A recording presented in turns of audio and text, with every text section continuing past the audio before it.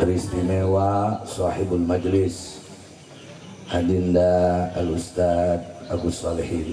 Kita doakan mudah-mudahan selalu berlimpah keberkahan, kesehatan, dan majelisnya menjadi majelis yang barokah. Dikarani kula mesti aturi kon ngeriung. Tegang kini diantongi mic nih. Bapak Ibu hadirin rahimakumullah, kita semua ini berada di dunia punya satu tugas besar. Tugas besar itu adalah ibadah. Tidak Allah menciptakan manusia di dunia untuk berbanyak-banyak keturunan. Lamun sekedar kon wake keturunan mau wirog paling wake anak. Jika tidak sekedar untuk memperbanyak makan, sebab gajah lebih banyak makan daripada kita. Tapi dari semua makhluk yang Allah ciptakan itu, tugas besar yang diemban oleh makhluk yang istimewa namanya manusia ini adalah dalam rangka ibadah. Ibadah itu kata Imam Ghazali isinya 3. Sing arani ibadah niku jerone 3. Yang pertama muhafadzatu amri syariah. Yang pertama adalah menjaga aturan syariat. Maka apapun yang dilakukan manakala dengan tujuan menjaga aturan syariat, menjalankan perintah agama, maka itu dikategorikan sebagai ibadah. Menjaga aturan syariat itu isinya 2. Fi'lul ma'murat wa tarkul manhiyat. Menjalankan segala perintah dan meninggalkan segala larangan. Jadi syariat niku sikilok disampaikan syariat niku isinya cuman kali. Napa? 1, fi'lul ma'murat, menjalankan segala perintah. Yang kedua, tarkul manhiyat, meninggalkan segala larangan. Wa tarkul manhiyat a'dham min fi'lul ma'murat. Meninggalkan larangan lebih besar pahalanya daripada melaksanakan perintah. Kenapa? Tidak semua orang bisa meninggalkan larangan, banyak orang bisa menjalankan perintah. Maka kata ulama, tidak orang itu meninggalkan semua yang dilarang oleh Allah illa minasiddiqun, kecuali orang itu termasuk orang-orang yang siddiq. Maka kalau kita ingin naik kelas kita sebagai hamba Allah yang sebenarnya, maka jaga aturan syariat. Apalagi sebentar malik kula bakal kepetuk seren bulan Ramadan. Uang kadang-kadang kependak puasa wis ngaget dipit. Duh, puasa mana? Seberapa besar orang itu mendapat pahala puasa, seberapa besar orang itu mendapat kebaikan Ramadan, seberapa besar orang itu mendapat kemuliaan Ramadan, tergantung seberapa besar orang itu bersemangat menerima Ramadan. Semakin orang itu semangat menerima Ramadan, semangat menghadapi Ramadan, semakin besar imdadat wa nafahat, segala kebaikan yang Allah turunkan di bulan Ramadan itu akan diberikan kepada kita semua. Hari nganggep Ramadan biasa-biasa baik mau ulih ke biasa. Tapi ketika orang menganggap Ramadan sebagai bulan yang agung, bulan yang istimewa, maka Allah akan memberikan juga yang istimewa kepada orang tersebut. Tapi yang tertinggi saya katakan tadi adalah tarkul manhiyat, meninggalkan larangan. Makanya capesio sahabat, kalau ada orang bisa ninggalin ngomongin orang, itu pahalanya lebih besar daripada 1000 kali haji setelah haji yang pertama.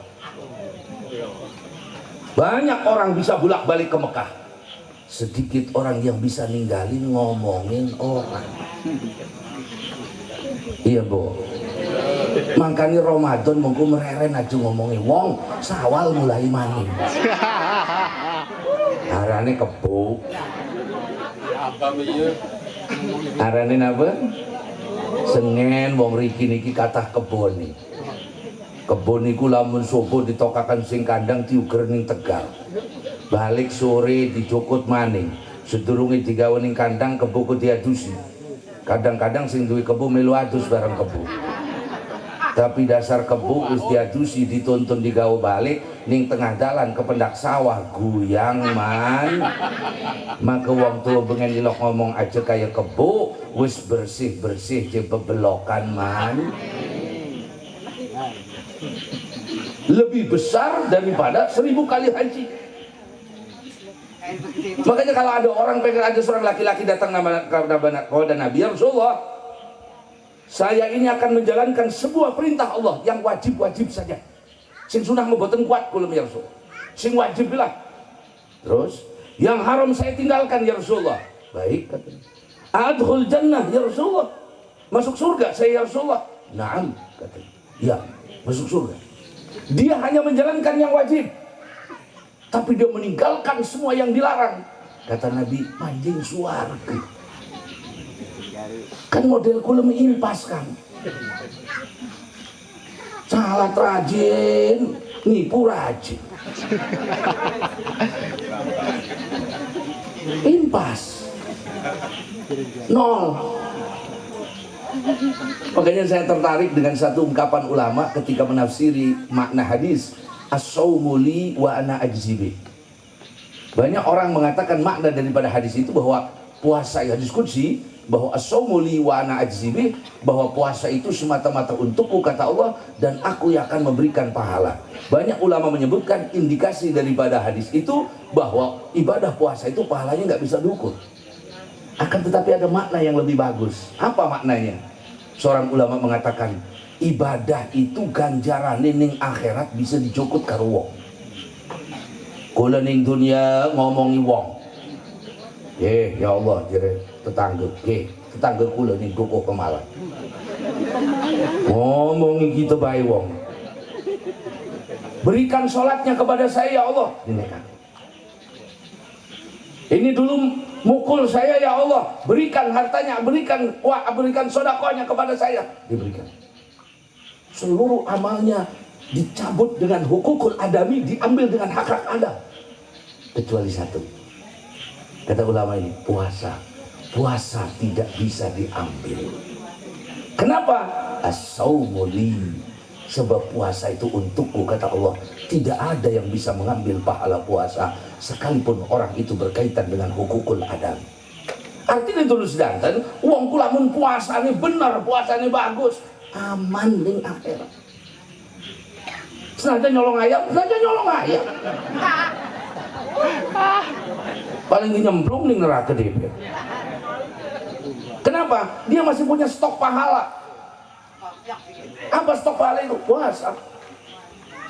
Karena puasa gak bisa diambil.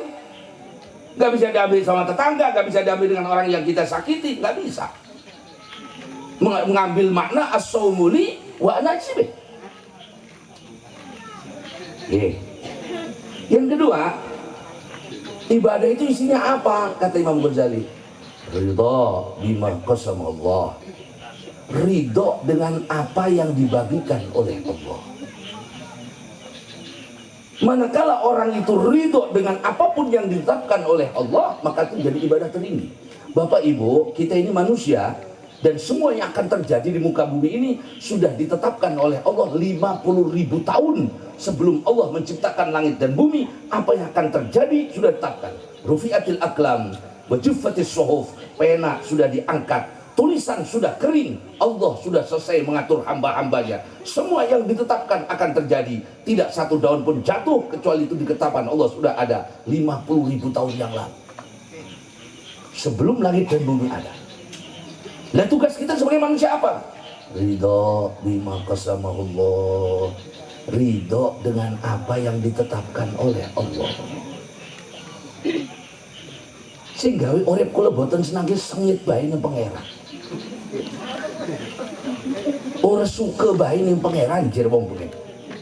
Pangeran mau kerunya nih kita wong liyan mesuki kita megering begering. Ikut sing gawe urip susah.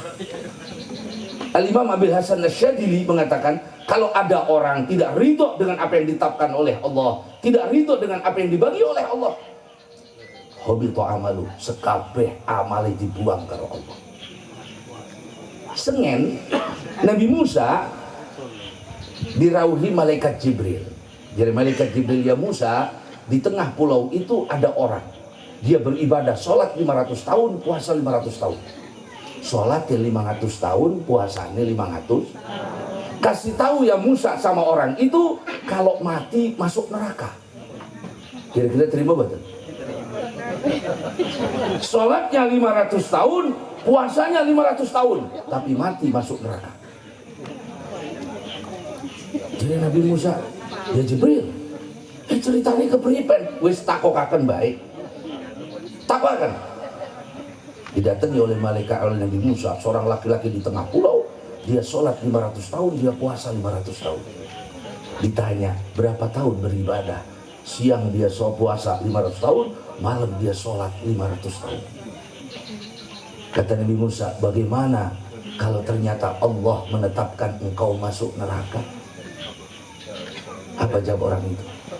Kalau memang itu yang ditetapkan oleh Allah, saya ridho, saya terima. Apa kata Jibril? Ya Musa, orang itu penghuni surga. Yang buat hidup kita sempit, sumpah, kan kita banyak protes. Saya kurang apa sih sholatnya ya Allah? Saya kurang apa ibadahnya? Kelipen urupnya susah baik. Urusannya apa? Saya ini kurang apa ibadahnya ya Allah? Kenapa saya diberikan penyakit? Urusannya apa? Berani-berani protes kepada Allah. La yus'al amma yaf'al. Allah tidak ditanya atas apa yang Allah lakukan, tapi kita ditanya atas apa yang kita lakukan. Jangan tanya kenapa Allah melakukan itu. Kenapa Allah mengirim musibah kepada orang yang taat? Kenapa orang yang tidak taat malah diselamatkan oleh Allah? Jangan tanya. Tapi kita justru akan ditanya, kelipen ngaji ini ngantuk baik.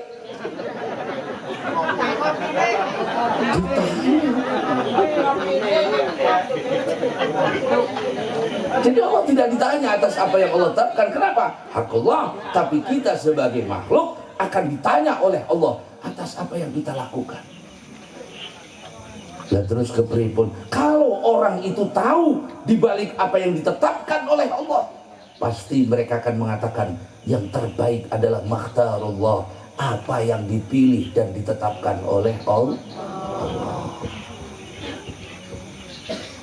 Ye, badan. Makanya wis ridho wis ibu. Duwe laki wakil lagane ridho.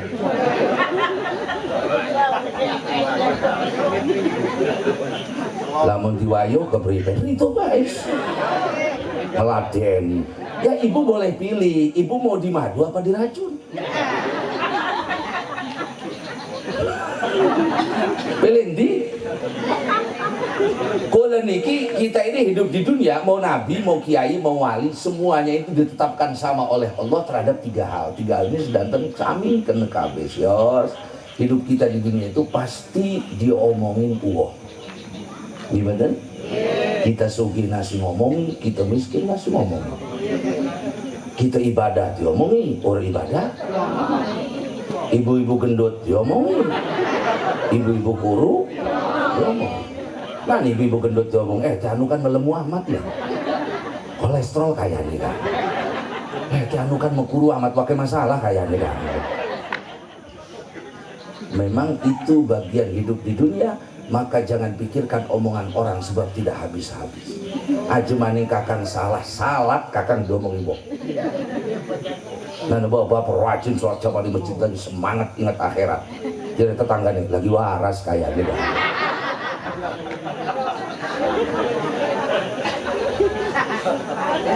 Itu sunatullah hidup di dunia.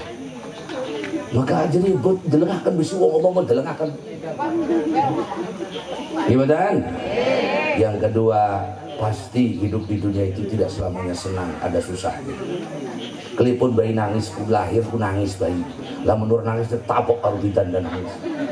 Sebab bayiku kaget, manusiaku kaget, pindah dari alam rahim ke alam dunia. Ternyata alam dunia tempatnya ujian dan cobaan. Deleng bayi, pengen melaku kedobrok-dobrok, pengen merangkang ke catrok-catrok, cukul untu panas dipin. Itu saja manusia melihat. Ahasiban nas ayutraku ayyaqulu amanna wa hum la yuftanun. Akan dibiarkan oleh Allah? Enggak. Para nabi dan rasul menghadapi ujian luar biasa. Itu biasa. Ujian itu bumbunya kehidupan. Oh, mau Kang Agus dari Ustadz Wakil ngomong bener. Ustadz lemu jadi makan kotak masjid.